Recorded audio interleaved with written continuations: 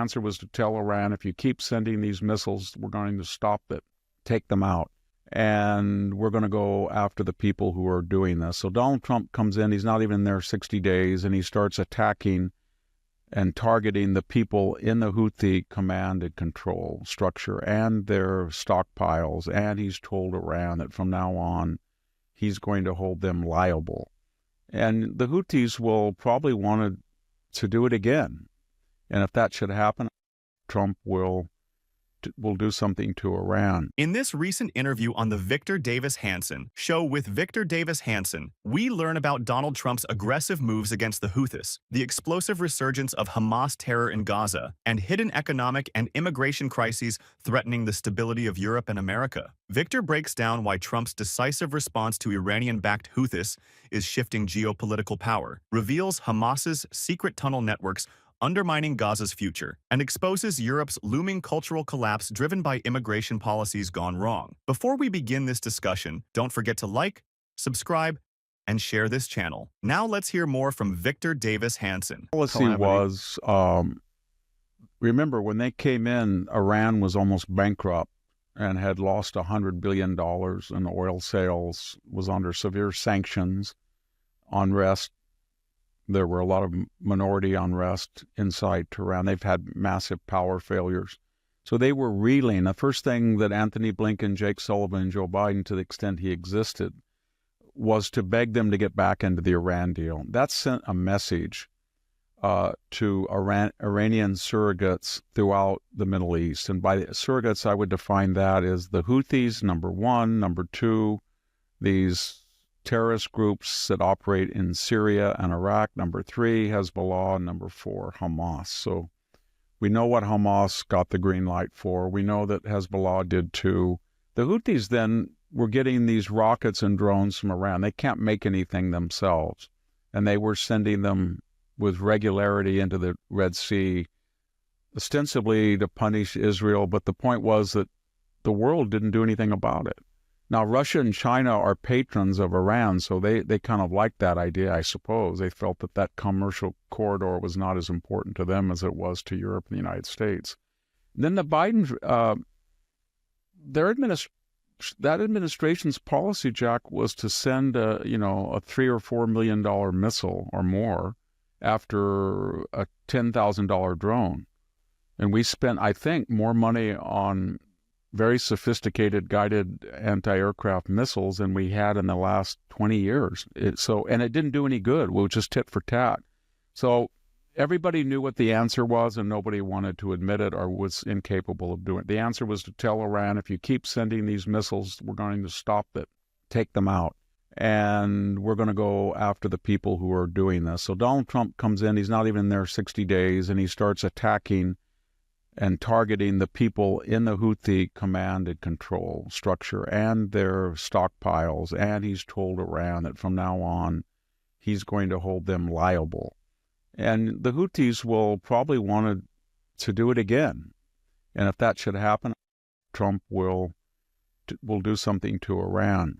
Iran is in a very strange position because it's been 50 years enjoying the reputation as the agitator of the Middle East that everybody was scared of. And then when you look at it right now, it only has one claim to deterrence, and that is it may or may not have a nuclear bomb. But otherwise, it has no air defenses. Its economy is shot.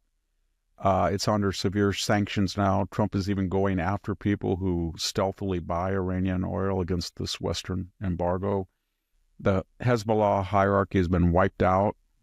Hamas, did you notice during the hostage exchanges that they were bullying the hostages and they were braggadocio with their mask on and their camouflage uniforms? And then what happened?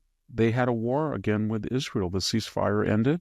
And what happened to those 6 feet tall, strapping guys with Mount Moss? Didn't they come out and start fighting, hand to hand, block to block? They just disappeared into their tunnels. In other words, their only claim to being tough and macho is to go pick on defenseless, starving hostages and then to ridicule people, but it's not to go out and fight the Israelis. So we'll see what happens, but we're in a period of flux. The Middle East has not been in this flux since 1974, after the Yom Kippur War and the recession of the Soviet Union out of the Middle East for a while due to Henry Kissinger's diplomacy. So we'll see what happens. We'll see what happens. As we just heard, Victor Davis Hanson discussed Trump's aggressive strikes against the Houthis. Now let's hear him elaborate on the dangerous expansion of Hamas's terror tunnels and the deep cultural and immigration crises facing Europe and America. Victor sheds light on how Hamas's elaborate tunnels represent a strategic failure by Western intelligence, funded indirectly through weak U.S. policies, and discusses Europe's self-inflicted cultural and demographic crisis, which could lead to irreversible civil unrest. Now let's listen to what Victor Davis Hanson has to say. It's like everything Trump does. The first sentence, the first paragraph, the first narrative, it's so unorthodox or against the grain or never heard it before. But then when you start to digest it, I'm not saying that, we're going to absorb Greenland, but the idea that big fat Greenland sits there undefended while China and Russia are going through its airspace and maritime waters, there's going to be a remedy. I hope it's the autonomy of Greenland with a defense agreement with the United States of mutual assistance or basing. But there has to be a solution that has not been, because every single solution has not worked. The idea there's going to be a separate, independent Hamas state in Gaza is never going to happen. It's never going to happen. That's like going across the Rhine in March of 1945 and then surrounding and all of a sudden having an armistice and saying the Third Reich under Hitler's replacement, at that time Goering was still alive, Himmler, we're going to let Himmler and Goering have their little rump state here. They made no, it's not going to happen.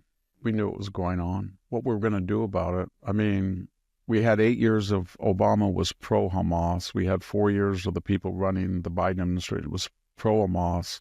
So essentially, out of the last 20 years, we only had 4 years of an administration, the first Trump administration. That was, I should say, that 16 years that was even worried about it.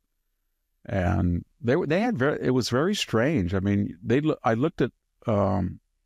was looking at the pictures not too long ago and comparing them to the Mexican cartel tunnels, which were very sophisticated. But the Hamas were much better designed. They had reinforced concrete rebar. So they didn't have any wood supports like the cartels. They had everything, internet, and they had sophisticated German bulldozing equipment and tunneling equipment. It was all going on. Everybody knew what was going on. And when you looked at, I had gone to Gaza in 2006, I think.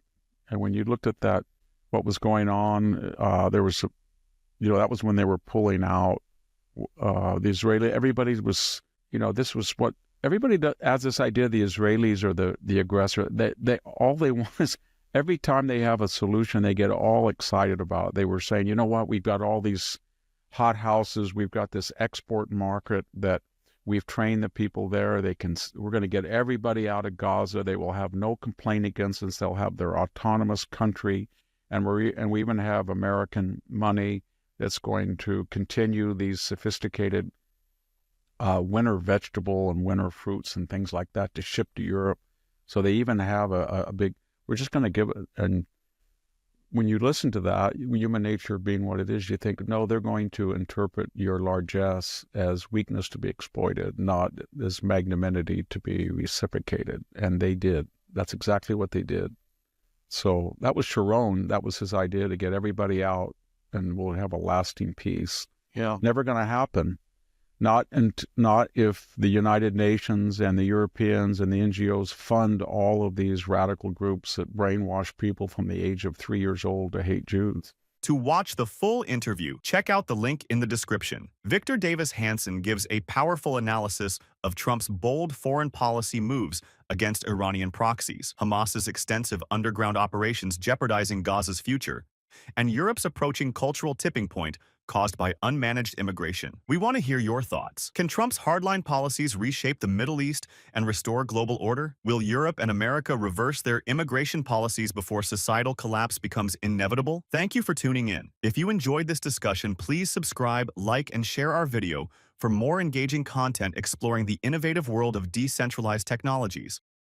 SIM swap fraud is sweeping the globe, and your mobile security is at risk.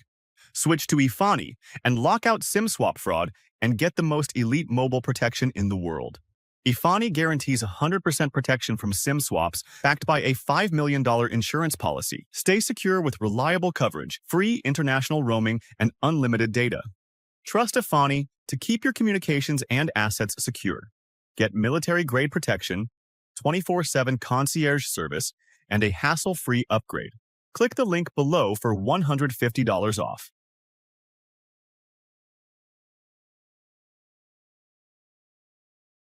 Thanks for watching. Help support this channel and receive exclusive offers from one of our partners located in the description.